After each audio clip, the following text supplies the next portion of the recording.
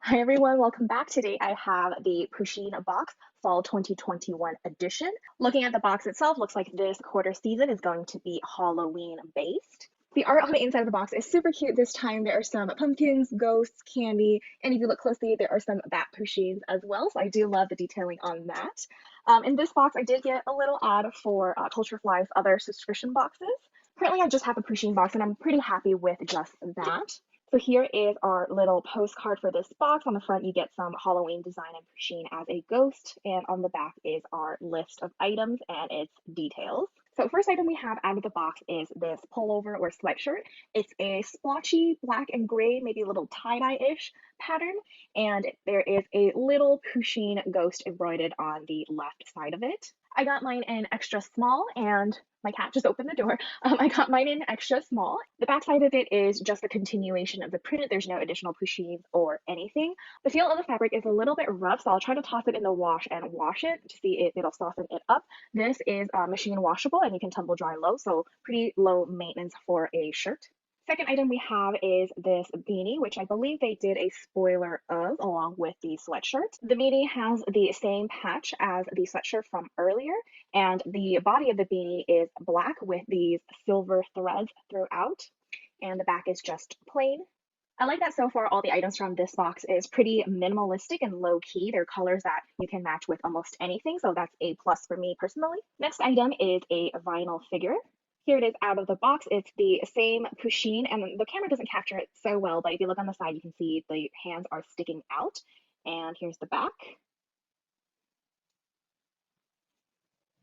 It looks like almost every single item in the box will be featuring this particular print of Pusheen.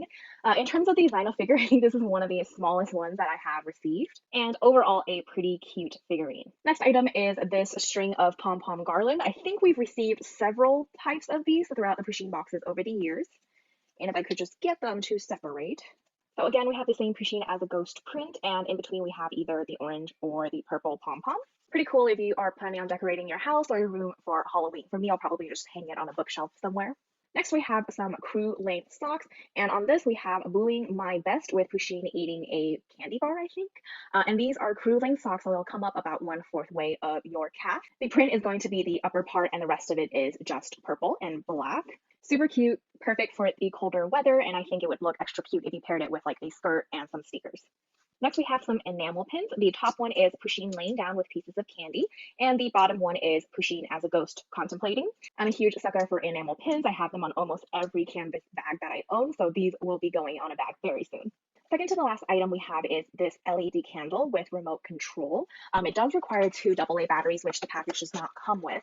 Here it is outside of the packaging, so you have your plastic look-alike candle, and in the front is Pusheen saying boo. I do like the little flickering wick detail. On the bottom is where you would insert your batteries, and there is a central on-off button as well. So here's the remote control it comes with. Pretty simple and straightforward, allows you to turn it on and off, set brightness, set timers. And I do notice that it says candle slash light, so we'll figure out what that button does. The good news is the remote does actually come with a button battery, and you just need to pull the tab off to activate it.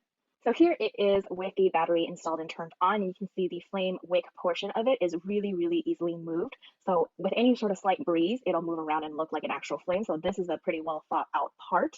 So the bottom central position determines whether or not the entire body of the candle is on. So if you are planning on using it at all, I suggest just keeping it on the on position so that you can use the remote with it. If you switch this to off, you can't use the remote with it.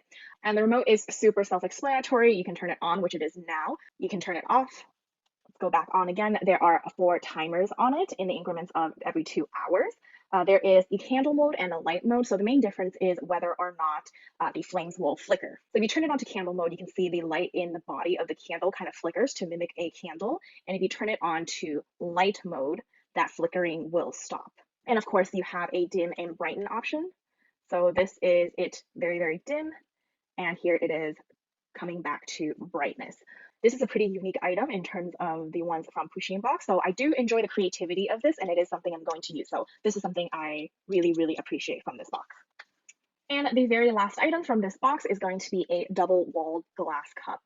Here it is outside of the packaging. The print of the glass cup is ghosts, pumpkins, and there is a ghost Pusheen on the back as well. The double wall part is pretty self-explanatory. It's very good for insulation.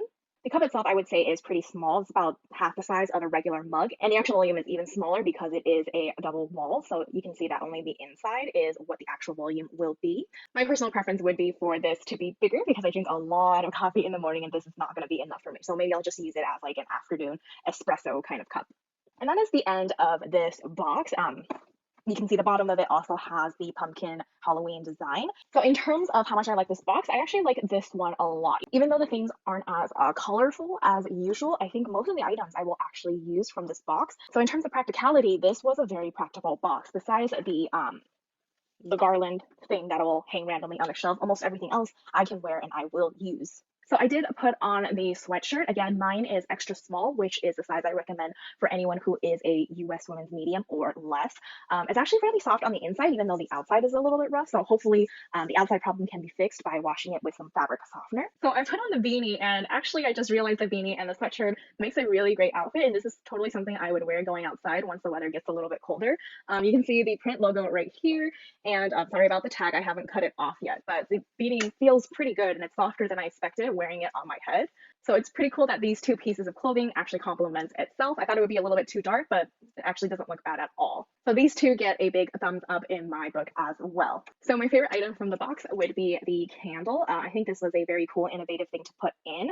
It's unique, but at the same time, it matches the theme very well. The flicker of the flame is very detailed, and it looks almost real if you just set it in the background. I used to burn candles a lot, but unfortunately my cats are sensitive to the smell, so this is a great alternative and it's more fire safe. And of course, I'm digging this outfit as well, so a lot of good things from this box. So that's the end of the video. Let me know what you think, what you're most looking forward to, and what your favorite item is. I'll see you next time.